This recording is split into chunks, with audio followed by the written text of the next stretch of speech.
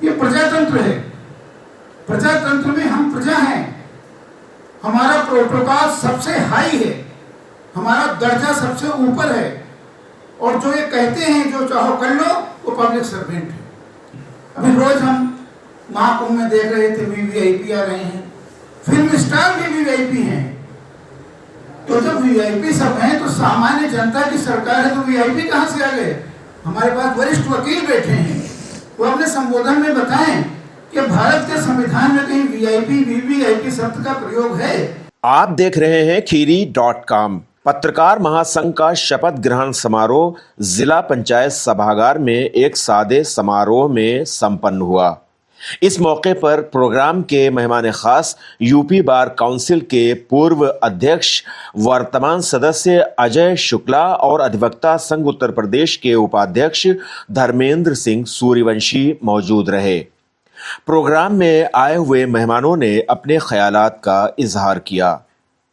पत्रकार महासंघ लखीमपुर खीरी की कार्यकारिणी का शपथ ग्रहण समारोह बेहद सादे समारोह में जिला पंचायत सभागार में संपन्न हुआ। तकरीबन 2 घंटे चले प्रोग्राम में अध्यक्ष व महामंत्री के अलावा मेहमान खास ने भी अपने ख्यालात का इजहार किया। प्रोग्राम का संचालन कर रहे वरिष्ठ पत्रकार व कोऑर्डिनेशन कमेटी के सदस्य श्याम जी अग्निहोत्री द्वारा महासंघ के गठन की उपयोगिता पर प्रकाश डाला गया। वहीं विधि सलाहकार मोहम्मद सईद खान ने सभागार में मौजूद सभी लोगों को मुख्य अतिथि के परिचय से रूबरू कराया।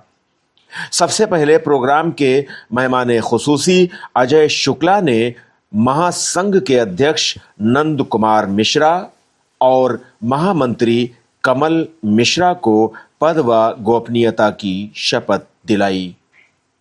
इसके बाद पत्रकार महासंघ के अध्यक्ष नंद कुमार मिश्रा ने वरिष्ठ उपाध्यक्ष अजय कुमार द्विवेदी, कनिष्ठ उपाध्यक्ष गुफरान अहमद, संगठन मंत्री अवध किशोर जायसवाल बबलू, कोषाध्यक्ष मनोज श्रीवास्तव, विधि सलाहकार मोहम्मद सईद खान और प्रचार मंत्री अनुज शुक्ला को पद व गोपनीयता की शपथ दिलाई।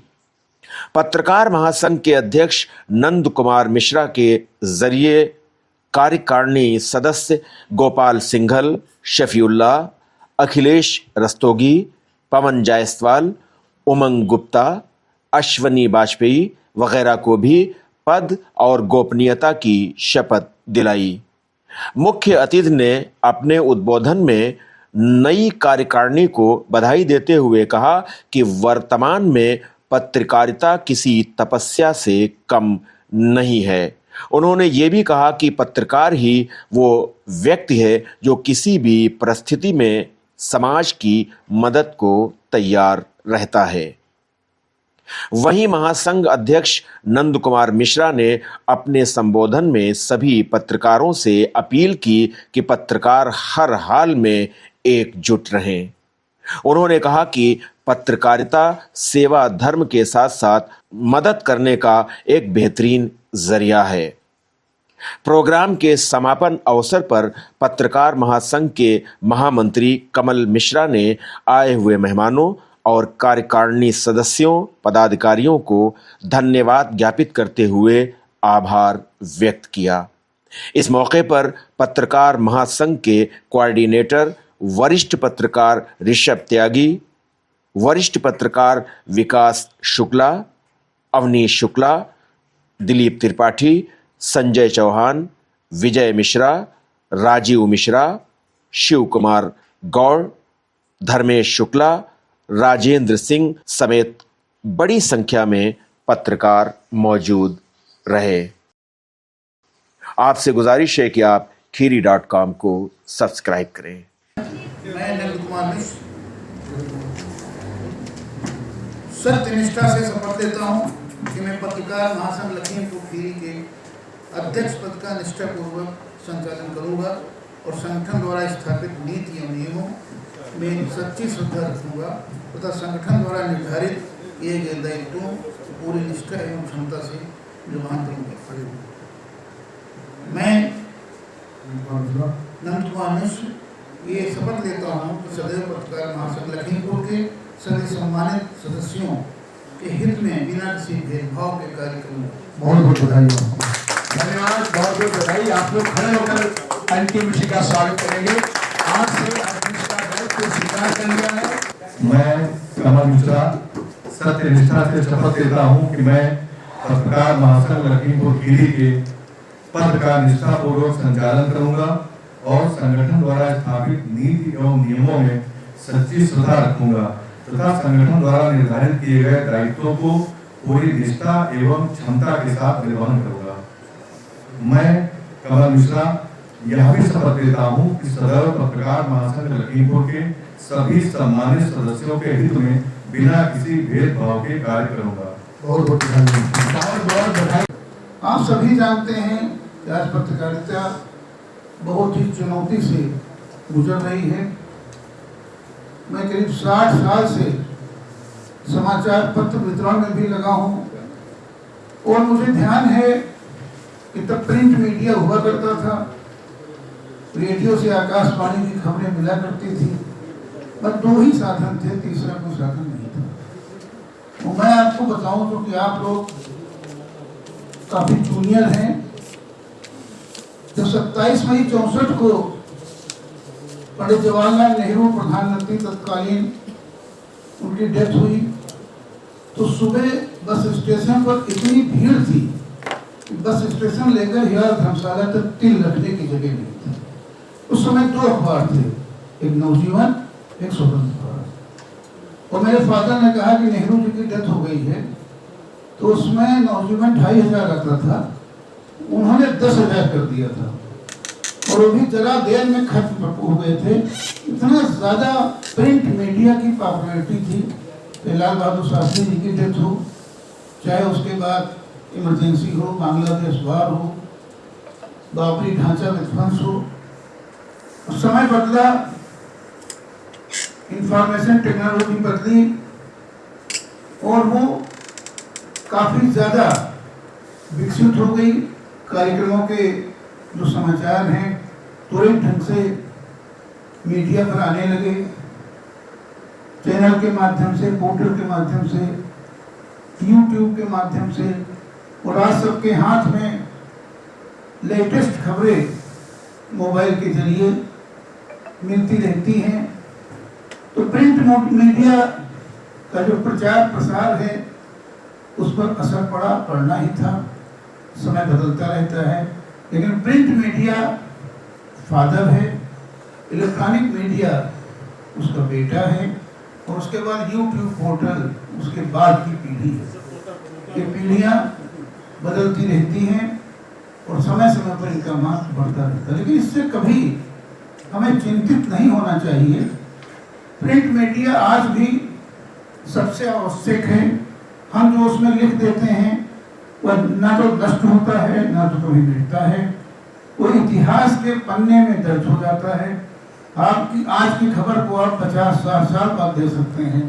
हो सकता कोई व्हाट्सएप मैसेज पड़ी हो तो डिलीट हो गई हो, लेकिन प्रिंट मीडिया में लिखा कभी डिलीट नहीं हो सकता। तो ये रचनात्मक पत्रकारिता करना आज के युग में बड़ी चुनौती है। तो ऐसे में पत्रकार संगठन का जो महत्व है वो बहुत ज़्यादा बढ़ जाता है। जो हमारा अधिकार है, जो हमारा कर्तव्य है, उससे हमको अवगत रहना चाहिए। अगर अधिकार को काटा जा रहा है तो हमें बोलना चाहिए। हम देख रहे हैं इधर चाहे कोई वीआईपी आता है, केवल कह दिया जाता है ये प्रोग्राम है वहाँ पहुँचो। चंदन चौकी कार्यक्रम था, वहाँ पत्रकार लोग सरकारी गाड़ी से ले जाए गए, सुबह 8 बजे गए, रात में 8 बजे आए और उनका खाने पीने तक का कोई इंतजाम नहीं किया गया। और इस पर भी हम चुप रहें, इस पर भी न बोलें, इस पर भी शांत रहें, तो कम से कम मेरी समझ में ये बात नहीं आती। मैं तो ऐसी जगह पैदा हुआ जो व्यक्ति 14-15 साल आज़ादी की लड़ाई में जेल में रहा। नाना जी के यहाँ मेरे मामा भी जेल में रहे, बाद में उनकी कैंसर से डेथ हुई।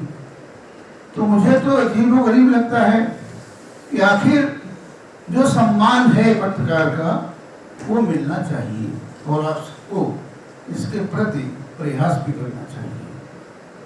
आपस की एकता और अखंडता हर संगठन के लिए जरूरी होती है। हम अकेले कुछ नहीं, जब 2 लोग मिल जाते हैं तो कुछ ताकत बढ़ती है, तो 5 लोग मिल जाते हैं ताकत बढ़ती है, उसके बाद आज तो हम करीब 200 हैं, तो एक मजबूत ताकत है। उस ताकत को हम रचनात्मक रूप से लगाएं। मैं एक किस्सा और बता के आपकी बात खत्म करता हूँ। 2009 में पत्रकार संगठन का गठन हुआ। उसमें समीर वर्मा जिले के डीएम हुआ करते थे। उन्हें सूचना अधिकारी से कहा कि साप्ताहिक समाचार पत्रों के पत्रकारों को किसी प्रेस कॉन्फ्रेंस में नहीं बुलाया जाएगा। तो साप्ताहिक वाले मेरे पास है, बोले डीएम साहब ने ऐसा कहा है। तो मैंने कहा मैं बात करता हूँ। और मैं उनसे बात करने गया कि आपने ये बात क्यों कही। तुमने कही तो मैं उन्हीं के शब्द आपको बता रहा हूँ, अपनी तरफ से कुछ नहीं बोल रहा हूँ। बोले कही तो उन्होंने कहा नहीं, आप नहीं कह सकते। कोई भी पत्रकार जो साप्ताहिक अखबार निकाल रहा है उसको हाथ बुलाना पड़ेगा, वो चाहे मान्यता प्राप्त हो या ना हो। आपने तो मान्यता प्राप्त को ही बुलाने के लिए मना कर दिया। उसमें 17-18 लोग मान्यता प्राप्त हैं। तो ये नियम आपका चलेगा या सरकार का चलेगा? मतलब ठन गई ये चीज। तो बोले क्या कर लोगे? हम लोग अभी करता हूँ।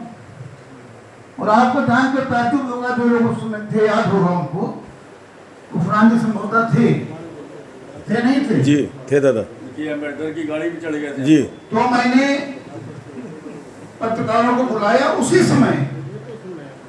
तो ग्रामीण पत्रकार करीब 150 आ गए और मैंने उनके खिलाफ प्रदर्शन किया।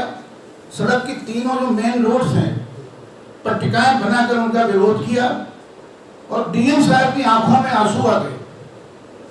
उन्होंने कहा ये आपने क्यों किया? हमने कहा आपने कहा था कि जो क्या कर लोगे। और फिर हमने बंगले पर बुला के सभी पत्रकारों को सम्मान के साथ चाय पिलाई और समोसा खिलाया। ये प्रजातंत्र है। प्रजातंत्र में हम प्रजा हैं। हमारा प्रोटोकॉल सबसे हाई है, हमारा दर्जा सबसे ऊपर है। और जो ये कहते हैं जो चाहो कर लो, वो पब्लिक सर्वेंट है। ये दुर्भाग्य है भारतवर्ष का कि यहाँ जनता गरीब है, वो सब साधन संपन्न है, उनके पास कोठियाँ है, गाड़ी है, फोर्स है, जो रूल चाहते हैं चला देते हैं, सब मानते हैं। लेकिन जो कॉन्स्टिट्यूशन ऑफ इंडिया है, कोई वीआईपी नहीं, कोई भी वीआईपी नहीं।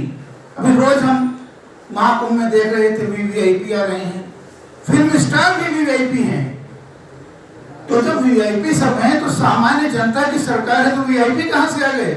हमारे पास वरिष्ठ वकील बैठे हैं, वो अपने संबोधन में बताएं कि भारत के संविधान में कहीं वीआईपी वीवीआईपी शब्द का प्रयोग है? वीआईपी छोड़ दो और वीवीआईपी भी हो गया।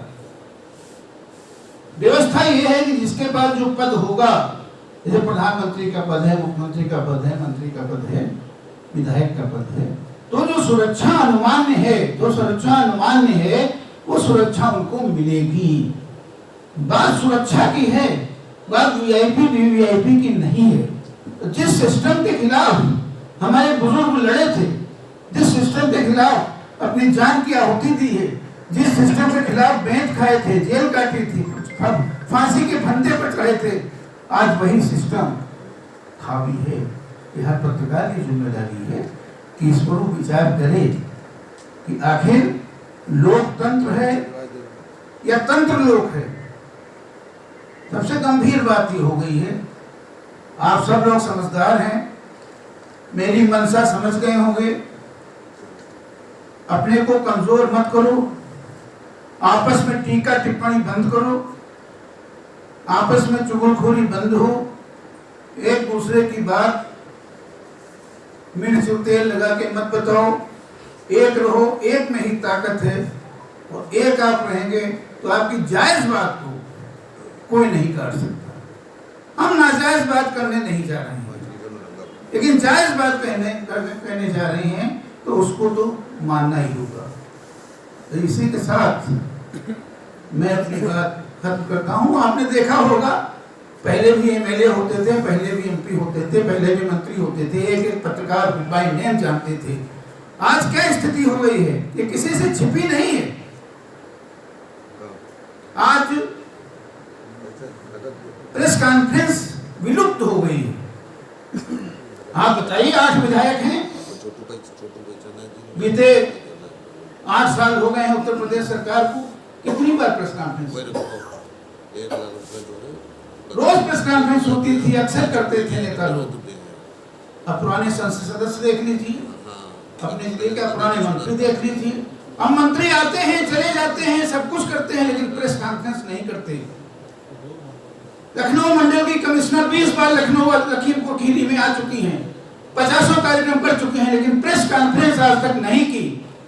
तो क्यों नहीं की, हम लोग चुप क्यों हैं, इस पर हमें विचार करना होगा। धन्यवाद। आज आपने अपने पत्रकार बंधुओं ने जो श्री नंद कुमार मिश्र जी के नेतृत्व में जिस टीम का चयन किया है, वो चाहे कमल मिश्र जी हो, चाहे ऋषभ त्यागी जी हो, चाहे अजय द्विवेदी जी हो, चाहे गुफरान भाई हो, चाहे अपने बबलू भाई अवध किशोर जी हो, मनोज श्रीवास्तव जी हो, हमारे छोटे भाई और हर संघर्ष में हमारा सहयोग और समर्थन करने वाले शहीद भाई हो, अंकित श्रीवास्तव जी हो, अनुज शुक्ला जी हो, और जो जिनका संरक्षण आपको मिल रहा है, सदैव पत्रकारों के साथ साथ समाज में भी लोकप्रिय रहने वाले विकास शुक्ला जी, राजेंद्र सिंह जी। सर्वप्रथम कल जब हमको कल या परसों की बात है, कमल जी का फोन आया कि आपको ऐसे ऐसे कार्यक्रम में रहना है, तो हमको जो अनुभूति हुई उसका वर्णन हम शब्दों में नहीं कर पाएंगे, क्योंकि हमारे जीवन में आज जो भी हमको सामाजिक थोड़ी बहुत उपलब्धियां हुई हैं, उसमें पत्रकार बंधुओं का बड़ा अमूल्य योगदान रहा है। तो हमको ये लगा कि एक गौरवमय कार्यक्रम में इतना बड़ा सौभाग्य हमको प्रदान किया जा रहा है। अंदर की जो सुखद अनुभूति थी, उसके बाद ऋषभ भैया का फोन आया, फिर शहीद भाई का भी फोन आया। इसके लिए हम आपके आभारी हैं कि आपने इस महान मंच पर और एक महान कार्यक्रम में हमको एक प्रकार से सम्मान प्रदान किया। और केवल इसी कार्यक्रम में नहीं, बल्कि जब हम अवलोकन करते हैं अपने गतिविधियों की, तो हमको जो आज जो भी हमारी सामाजिक गतिविधियां हैं या जो भी थोड़ा बहुत उपलब्धि हैं, हम विद्यार्थी परिषद में काम करते थे, अखबारों से संपर्क था, तो जब भी कोई समाचार छपता था, जैसा कि बड़े भाई नंद कुमार मिश्र जी बता रहे थे कि वो समय था जब कोई समाचार आज दिया जाता था तो हफ्ता 10 दिन 15 दिन बाद छपता था, लेकिन ज़्यादातर समाचार हमारे छपते थे, जिससे दिन पर दिन हमारी जो सामाजिक गतिविधियाँ थी उनको उसके लिए उत्साहित होते थे। और कहीं ना कहीं पर समाचार पत्रों में हमारी गतिविधियाँ छपना हमारे सामाजिक कार्यों में सक्रियता को बढ़ाता था। एक मन में लालच रहता कि हाँ कार्यक्रम करेंगे, बढ़िया अखबार छपेगा। पत्रकारिता का कार्य वास्तव में तपस्या का कार्य है। हमने अपने जीवन काल में देखा है, समाज जब भी कहीं पर अन्याय होता है, अत्याचार होता है, कोई कमजोर आदमी अन्याय का शिकार होता है, तो वास्तव में जिनकी जिम्मेदारी है, जैसा कि बड़े भाई साहब बता रहे थे, लोक सेवक जिनको हम कहते हैं अधिकारी, उनका दूसरे को मतलब ही नहीं रहता है। अगर कोई दबाव ना हो, कोई उन पर जवाबदेही ना हो, तो कोई मरे कोई जिए उनसे मतलब नहीं है। हमारे जनप्रतिनिधि समाज में कहीं अन्याय हो, अत्याचार हो रहा हो, उनसे भी कोई लेना देना नहीं होता है। अगर किसी को दर्द होता है तो हमारे पत्रकार भाइयों को दर्द होता है, और वो उस बात को उठाते हैं और न्याय दिलाते हैं। और कई बार तो हमने देखा है उनको इसकी कीमत चुकानी पड़ती है। कई बार तो पत्रकार बंधुओं को अपने प्राणों की आहुति भी देनी पड़ी है। तो ऐसा एक महान और त्यागपूर्ण ये सामाजिक कार्य है, और ऐसे महान सामाजिक कार्य में आपने हमको सम्मान प्रदान किया। अभी बड़े भाई नंद कुमार मिश्र जी कह रहे थे कि आज़ादी की लड़ाई में आज़ादी के रखवालों ने लाठी खाई, डंडे खाए, जेल गए। सही बात है। हमारे आज़ादी के योद्धा आज़ादी की वजह जब लड़ाई लड़ रहे थे तो उनका सपना था कि आज़ादी के बाद देश में राम राज्य की स्थापना होगी। ब्रिटिश साम्राज्य द्वारा औपनिवेशिक मानसिकता को मजबूत करने वाली जो सारी व्यवस्थाएं लागू की गई हो, चाहे शासन की व्यवस्था हो, चाहे शिक्षा की व्यवस्था हो और जो भी व्यवस्था है, उनमें आमूलचूल परिवर्तन होगा। दुर्भाग्य से आज़ादी के बाद किसी भी व्यवस्था में कोई परिवर्तन नहीं हुआ, और यदि कोई परिवर्तन हुआ तो केवल इतना हुआ कि गोरे अंग्रेजों का स्थान इन काले अंग्रेजों ने ग्रहण कर लिया, और ये काले अंग्रेज गोरे अंग्रेजों के मुकाबले ज़्यादा बेशर्मी और बेहाई से शोषण और भ्रष्टाचार में लिप्त हो गए। आज ब्रिटिश साम्राज्य ने तो देश में ब्रिटिश सरकार को मजबूत करने वाली, बाबुओं को पैदा करने वाली शिक्षा व्यवस्था लागू की थी, उसमें भी कोई परिवर्तन ना होने का परिणाम आज हमारे सामने है। हमारे पड़ोसी जनपद के 1979 बैच के टॉपर थे, जो नाम हम बड़े गर्व से ले सकते थे, उस नाम को लेने में मेरे को शर्म आती है। 1979 बैच के टॉपर हरदोई जनपद के निवासी प्रदीप शुक्ला जी, जो आईएएस टॉपर का मतलब हिंदुस्तान का टॉपर, और वो आईएएस टॉपर आज आए दिन NRHM घोटाले में गरीब मजलूमों के इलाज का पैसा अय्याशी और दुरुपयोग करने और गबन करने के आरोप में जेल की यात्रा कर रहा है। आप देखिए, अभी झारखंड की आईएएस अधिकारी लाखों करोड़ों के गबन में पकड़ी गई, रिकॉर्ड निकाला गया, पता चला वो भी अपने बैच की टॉपर थी। एक हमारे मित्र हैं, एडिशनल कमिश्नर के पद से रिटायर हुए हैं, तो एक अपने बैच के आईएएस टॉपर अधिकारी जो प्रदेश में है, उनकी चर्चा कर रहे थे कि भ्रष्टाचार से लेकर अधिकारियों के शोषण से लेकर शाम को दारू पीने से लेकर कई शादियां करने से लेकर सारे गुणों पे विद्वान है। आज इसी व्यवस्था से निकले आईएएस अधिकारी पाटीदार अपहरण और हत्या के मामले में जेल की यात्रा कर रहे हैं। आज इसी व्यवस्था से निकले अधिकारी जो भारतीय विदेश सेवा के अधिकारी हैं, माधुरी गुप्ता जैसे, वो विदेशों के लिए जासूसी के आरोप में जेल जा रहे हैं। हमारे मन में कई बार ये बात पैदा हो सकती है, ये अधिकारियों की कमी नहीं है, ये हमारा मूल आचरण है, लेकिन हमारी ये धारणा सर्वथा निर्मूल है। हम चरित्र के मजबूत रहे हैं, ये बात हम नहीं कहते हैं, ये बात विदेशियों ने कही है। ये लॉर्ड मैकाले, जिसने अंग्रेजी शिक्षा और ये जो शिक्षा व्यवस्था लागू की थी, उसने अपने पिता को लिखी चिट्ठी में कहा है, ब्रिटिश संसद में कहा था कि हमने पूरे हिंदुस्तान का निरीक्षण किया है, भ्रमण किया है, मुझे कोई चोर नहीं मिला, कोई भिखारी नहीं मिला, और नैतिक मूल्यों से परिपूर्ण संस्कारवान नौजवानों वाले इस देश को गुलाम बनाना असंभव है जब तक कि यहाँ के नौजवानों को उनको अपने नैतिक मूल्यों से, अपने संस्कारों से, अपनी संस्कृति से विमुख नहीं किया जाएगा। और अपनी उसी योजना के तहत उसने इंडियन एजुकेशन एक्ट 1858 कुछ ला करके, और जो उस समय गुरुकुल की शिक्षा पद्धति चल रही थी, उसको हटा करके ब्रिटिश साम्राज्य को मजबूत करने वाली शिक्षा व्यवस्था लागू की। आज़ादी के बाद अमेरिका के सुप्रीम कोर्ट के जज भारत आए ये देखने के लिए कि आप देश में क्या परिवर्तन हुआ है। तो चूंकि वो निरीक्षण करने के लिए आए थे, ये बात हम लोगों ने अपने कोर्स में भी पढ़ी है, इंटर की किताबें पढ़ी है, एक गर्ल विद द बास्केट के नाम से पाठ था, WC डगलस थे साहब।